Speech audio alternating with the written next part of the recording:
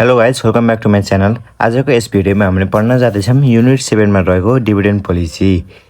हामीले चाहिँ डिभिडेन्ड पोलिसीको चाहिँ यो फर्स्ट पार्टमा चाहिँ हामीले चाहिँ 2 म्याथ्समा सोधेको क्वेसनहरू र हामीले चाहिँ फर्मुलाहरू कसरी फर्मेटहरू त्यसको नलेजहरू लिन्छौँ भने चाहिँ अब सेकेन्ड पार्टमा चाहिँ 5 म्याथ्समा सोधेको र 5 म्याथ्स 10 म्याथ्स अथवा 30 म्याथ्समा सोधेको क्वेसनहरू सल्भ गर्ने जाँदैछौँ। र सुरु गरौँ। हामीले चाहिँ सुरु चाहिँ फर्मुलाबाट गर्दछौँ। अब पहिला चाहिँ नलेज हुन्छ। अब नलेजको लागि हल्का बुझ्न पऱ्यो। अब यसको लागि चाहिँ के हुन्छ, अब डिभिडेन्ड भनेको चाहिँ अब आफ्नो नेट इन्कमबाट चाहिँ सर्टेन पर्सेन्ट चाहिँ त्यो सेयर होल्डरलाई बाँड्ने हो। अब चाहिँ अब सपोज चाहिँ अब कमन स्टक चाहिँ आउटस्ट्यान्डिङ सेयर चाहिँ कति छ, 20,000 छ। त्यसको पार कति छ, 100 छ। अब सेयर क्यापिटल कति भयो, 20 लाख भयो। अब मार्केट पर सेयर चाहिँ 150 छ। यदि चाहिँ यो सेयर स्प्लिट भयो 2/1 भयो भने चाहिँ अब के हुन्छ, अब 2/1 छ नि। अब नम्बर अफ सेयरमा चाहिँ के गर्ने भने चाहिँ 2/1 गरिदिने। त्यसै पार भ्यालुमा फेरि के गर्ने भने चाहिँ 1/2 गरिदिने। यो बुझ्नु है। अब चाहिँ कति छ, 20,000 हो। अब 20,000 इन्टु 2 गर्यो भने चाहिँ यो के गर्छ, नम्बर अफ सेयर चाहिँ के हुँदो रहेछ, बढ्दो रहेछ।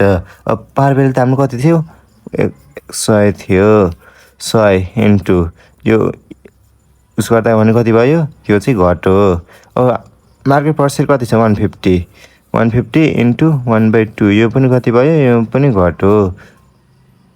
अहिले चाहिँ यदि सेयर स्प्लिट भयो भने चाहिँ नम्बर अफ सेयर बढ्दो रहेछ, पार भ्यालु र मार्केट पर सेयर चाहिँ घट्दो रहेछ।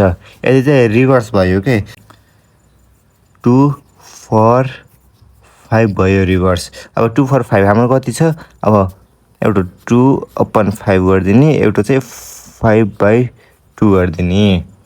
अब हाम्रो चाहिँ कति छ, 20,000 सेयर छ। अब यसरी के भयो यो, अब रिभर्स गर्दा चाहिँ के भयो, नम्बर अफ सेयर चाहिँ घट्यो। अब पार भ्यालु फेरि कति थियो, 100 थियो। 100 पार भ्यालु फेरि बढ्यो। अब यो पनि बढ्छ।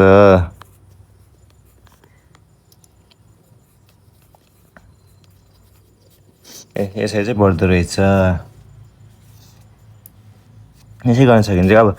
अब स्टक स्प्लिटमा चाहिँ सेयरलाई चाहिँ अलि डिभाइड गर्ने भने चाहिँ रिभर्समा फेरि अब 5वटा सेयरलाई चाहिँ 2टा बनाउने। अब 2टा सेयर के अरे एउटा सेयरलाई 2टा बनाउने भने चाहिँ यहाँ 5वटा सेयरलाई चाहिँ 2टा बनाउने हो।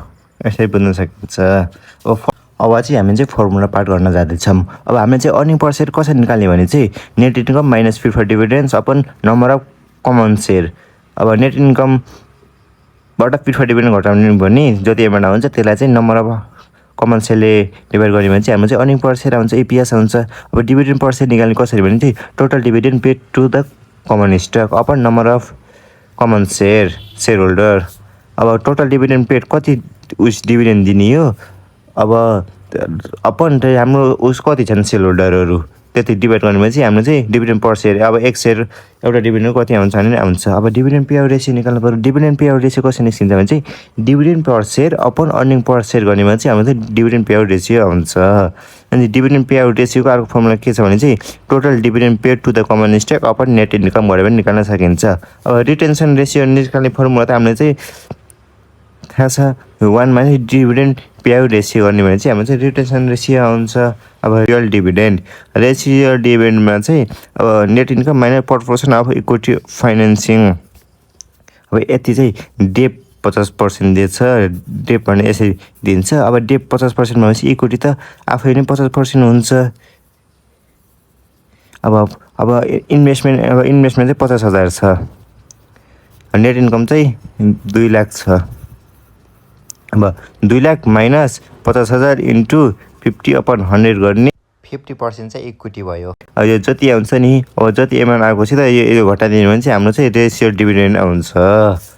अझै हाम्रो अर्को के निकाल्नु पर्छ भने चाहिँ मार्केट प्राइस पर सेयर आफ्टर स्टक डिभिडेन्ड। यदि चाहिँ अब एमपिएस 500 छ, अनि हाम्रो चाहिँ 10% चाहिँ स्टक डिभिडेन्ड गरिदियो। 10% स्टक डिभिडेन्ड गरिदियो। अब एमपिएस बिफोर कति थियो, 500 छ। अपन 1 प्लस कति पर्सेन्ट हो, 10% भनेको 0.1 हो। अब यो गर्ने भने चाहिँ हाम्रो कति आउँछ, यो गर्ने भने चाहिँ हाम्रो चाहिँ 454.545 आउँछ पर सेयर आउँछ। यसै 10% स्प्लिट गर्ने भने चाहिँ हाम्रो चाहिँ के गर्नु भने मार्केट पर सेयर चाहिँ घट्दो रहेछ। अब स्टक स्प्लिट गर्नु भने चाहिँ अब इक्विभ्यालेन्ट स्टक रिपर्चेसवालाको कसरी गर्ने भने चाहिँ अब P star up equal to n into P0 upon n minus small n गर्ने। अब यान भनेको के हो? Total number of share. अब त्यो कम्पनीमा कतिवटा सेयर छ? हामीले चाहिँ यहाँ 20,000 गरेका थियौँ 20,000। अब P0 भनेपछि चाहिँ के भयो भने चाहिँ करेन्ट मार्केट प्राइस अहिले चाहिँ 500 छ। यो चाहिँ अब नम्बर अफ रिपर्चेस यति चाहिँ कम्पनीको चाहिँ 20,000 सेयर छ न, 20,000 सेयर छ। अब त्यसले चाहिँ अब 5% रिपर्चेस गर्न खोजेछ के, रिपर्चेस गर्नुपर्छ। 5,000को 5% 20,000 कति हुन्छ? 1,000 हुन्छ। त्यसले चाहिँ 1,000वटा सेयर चाहिँ रिपर्चेस गर्न खोजेको छ। अब यान भन्ने के भयो? टोटल नम्बर अफ सेयर पहिला कति थियो? त्यससँग 20,000 थियो इन्टु अब करेन्ट मार्केट प्राइस, अहिलेको मार्केट प्राइस कति छ? एमपिएस भनेको 500 छ नि, सपोजको लागि कि एक्जाम्पलको लागि 500 छ अपन। अब यान भन्ने कति भयो? 20,000 भयो। अब स्मल यान भन्ने कति आयो भने चाहिँ त्यसले कति किन्न खोजेछ क्या सेयर? हो त्यो 1,000। अब यसो गर्ने भने चाहिँ हाम्रो चाहिँ आउँछ रिपर्चेस प्राइस कति आउँछ? 526.3157 आउँछ। यसरी चाहिँ हामीले चाहिँ रिपर्चेस प्राइस निकाल्न सकिन्छ। फर्मुला यति नै हो। अब चाहिँ हामीले चाहिँ 2 मार्क्समा सोधेको न्युमेरिकल क्वेसनहरू चाहिँ डिस्कस गर्न जाँदैछौँ। ल सुरु गरौँ। क्वेसन नम्बर 1मा के सोधेको छ भने चाहिँ a company has a target capital structure that consist 70% डेब्ट and 30% equity. The company anticipated that its capital budget for upcoming year will be rupees 80 lakhs and if the company has net income 50 lakhs and it follow the residual dividend policy, what will be the dividend payout ratio? यसले कम्पनीले चाहिँ यो capital budget structure छ नि, यो capital budget इन्भेस्टमेन्टको लागि future अब upcoming इयरको लागि चाहिँ इन्भेस्टमेन्ट गर्नलाई चाहिँ 8 million चाहिँ छुट्याएको छ, उस गर्ने भनेको छ। अब त्यो 8 millionको लागि चाहिँ त्यसले चाहिँ 70% चाहिँ डेब्ट युज गर्दो रहेछ अनि 30% चाहिँ इक्विटी युज गर्दो रहेछ। त्यसको नेट इन्कम चाहिँ कति छ भने चाहिँ 5 million छ। अब यसले चाहिँ डिभिडेन्ड पोलिसी फलो गर्दछ भने चाहिँ त्यसको चाहिँ डिभिडेन्ड पे रेसियो कति हुन्छ भने सोधेको छ। अब गिभन डाटाहरू सारामै डेब्ट रेसियो चाहिँ 70% छ, इक्विटी रेसियो चाहिँ 30% छ। इन्भेस्टमेन्ट भनेको कति भयो? 8 million अथवा 80 लाख। अब नेट इन्कम कति छ त्यसको? 50 lakhs अथवा 5 million। अब त्यसले चाहिँ के फलो गर्दछ भने चाहिँ रेसिडुअल डिभिडेन्ड पोलिसी हो। अब त हामीले चाहिँ पहिला के निकाल्यो? अब डिभिडेन्ड पे रेसियो फर्मुला के हो भने चाहिँ अब डिभिडेन्ड अपन नेट इन्कम हो। अब चाहिँ हामीले डिभिडेन्ड त निकाल्न पऱ्यो, त्यसले चाहिँ कुन रेसियो डिभिडेन्ड पोलिसीको फर्मुलाबाट गर्नु पऱ्यो। त्यसको लागि चाहिँ अब net income minus proportional of equity financing 5 million minus अब प्रोपोर्सन अफ इक्विटी फाइनेन्सिङ भन्ने कति छ? 30% छ। 30/100 इन्टु अब 8 million गर्ने कि अब जति एमाउन्ट आउँछ नि त्यसले चाहिँ यो 5 million सित घटाइदिनु भने चाहिँ 2.6 million अथवा 26 लाख आउँछ। अब हाम्रो त के निकाल्न भने चाहिँ डिभिडेन्ड पे रेसियो निकाल्न भनेको छ। डिभिडेन्ड पे रेसियोको फर्मुला के हो भने चाहिँ डिभिडेन्ड अपन नेट इन्कम हो। अब डिभिडेन्ड भनेको कति आयो? 26 लाख। अपन नेट इन्कम चाहिँ हाम्रो त कति छ? 50 लाख गर्ने भए चाहिँ 52% आउँछ। यसरी चाहिँ हामीले चाहिँ यो क्वेसन नम्बर 1 गऱ्यौँ। अब क्वेसन नम्बर 2मा के भनेको छ भने चाहिँ a company which current market per share is rupees 600 it declare the 20% stock dividend, what will be the market per share after the stock dividend.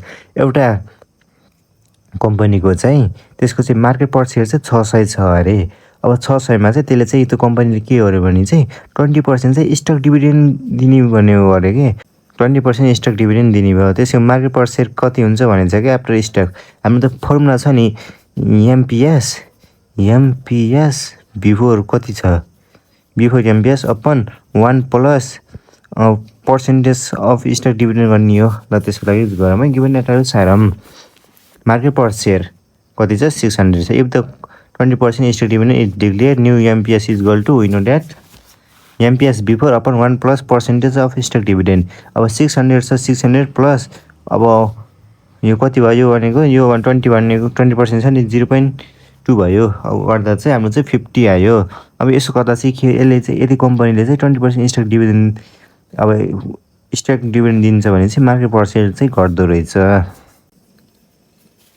अब चाहिँ question number 3 share company has targeted capital structure which contents 60% डेब्ट 40% equity. The company anticipated that the capital budget of the upcoming year will be the 1.5 millions. If the company reports that net income are just 1.2 millions and it follows the ratio dividend policy, what is the amount of dividend? यदि चाहिँ त्यसले चाहिँ 60% डेप्ट use गर्दो रहेछ 40% चाहिँ equity use गर्दो रहेछ र कम्पनीले चाहिँ अब अपकमिङ इयरको लागि इन्भेस्टमेन्टको लागि चाहिँ 1.5 मिलियन छुट्याएको छ भने चाहिँ त्यसको चाहिँ अहिलेको इन्कम चाहिँ कति छ रिपोर्ट कति गरेको छ भने चाहिँ 1.2 मिलियन अथवा 12 लाख रिपोर्ट गरेको छ नि। अब चाहिँ नेट इन्कमको लागि अब यसले चाहिँ रेसिडुअल डिभिडेन्ड पोलिसी फलो गर्छ भने चाहिँ हाम्रो चाहिँ एमाउन्ट अफ डिभिडेन्ड कति हुन्छ भनेर सोधेको छ क्या। अब एमाउन्ट अफ डिभिडेन्ड निकाल्नलाई चाहिँ के गर्नु पर्यो भने चाहिँ अब चाहिँ net income minus percentage of equity financing हाम्रो चाहिँ कति छ पर्सेन्टेज 40/100 इन्टु नेट इन्कम कति के अरे इन्भेस्टमेन्ट कति हो 1.5 मिलियन भनेको 15 लाख हो। जति एमाउन्ट आउँछ नि त्यससित यो नेट इन्कम घटाइदिनु भने चाहिँ आउँछ लाइक गरमै त 40% यो भयो। अब कति आएछ यो चाहिँ 12 लाख माइनस 6 लाख गरिदिनु भने चाहिँ हाम्रो चाहिँ 6 लाख आउँछ। कम्पनीले त 6 लाख चाहिँ डिभिडेन्ड दिँदो रहेछ डिक्लेयर गर्दो रहेछ 6 लाखको डिभिडेन्ड दिँदो रहेछ। अब हामी क्वेसन नम्बर 4 मा पढ्न जाँदैछौँ। क्वेसन नम्बर 4 मा के भन्छ भने चाहिँ यताबाट textile company has target capital budget of RS 10 million यसले चाहिँ 1 करोडको चाहिँ क्यापिटल बजेटको टार्गेट गरेको छ। The company wants to maintain the target capital structure that is 60% डेब्ट युज गर्दो रहेछ र 40% चाहिँ इक्विटी युज गर्दो रहेछ। The company forecasted that its net income this year will be Rs 6 lakh त्यसको चाहिँ यो वर्षको नेट इन्कम चाहिँ 6 लाख हुन्छ भनेछ। If the company follow ratio dividend policy how much dividend can the company distribute. अब सरसारामै गिभन डाटाहरू इन्भेस्टमेन्ट भनेको 1 करोड भयो डेब्ट रेसियो भनेको 60% इक्विटी 40% नेट इन्कम चाहिँ 6 लाख भयो। Dividend equal to net income minus proportion of equity financing गर्ने 6 lakh minus 40% of 100 into 1 crore गर्ने भने चाहिँ 6 लाख माइनस 40 लाख गर्दा चाहिँ 34 लाख चाहिँ माइनसमा आयो। यसरी चाहिँ हामीले निकाल्न सकिन्छ। क्वेसन नम्बर 5 मा के सोधेको छ भने चाहिँ national textile company has a target capital structure that consist 60% डेब्ट युज गर्दो रहेछ 40% चाहिँ इक्विटी युज गर्दो रहेछ। The company anticipated that its capital budget for upcoming year will be the 5 millions. If the company has net income चाहिँ 4 मिलियन्सको छ भने चाहिँ यसले चाहिँ वाट एमाउन्ट द डिभिडेन्ड कति हुन्छ यसले चाहिँ रेसियो डिभिडेन्ड पोलिसी फलो गरेछ। लेखमै गिभन डाटा सरसारम dividend ratio dividend equal to net income minus proportion of equity financing कति छ 40 lakh minus 40% of 100 into 50 lakh गर्ने भने चाहिँ हाम्रो चाहिँ कति आउँछ 20 लाख चाहिँ हाम्रो रेसियो डिभिडेन्डको आउँछ। यसरी चाहिँ हामीले चाहिँ यो निकाल्न सक्यौँ। अब चाहिँ हामीले चाहिँ नेक्स्ट क्लासमा चाहिँ सर्ट क्वेसन 5 मार्क्स 10 मार्क्स र 20 मार्क्समा सोधिने खाले क्वेसनहरू चाहिँ डिस्कस गर्नेछौँ। Thank you so much guys.